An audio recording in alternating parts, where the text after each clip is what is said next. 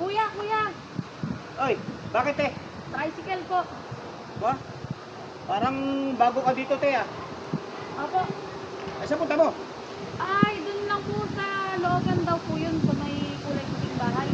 Timbahay. Ay, kay Chamunda. Opo. Ay, try ini. Ay, 45 lang doon. Ay, sige po kuya. Ta.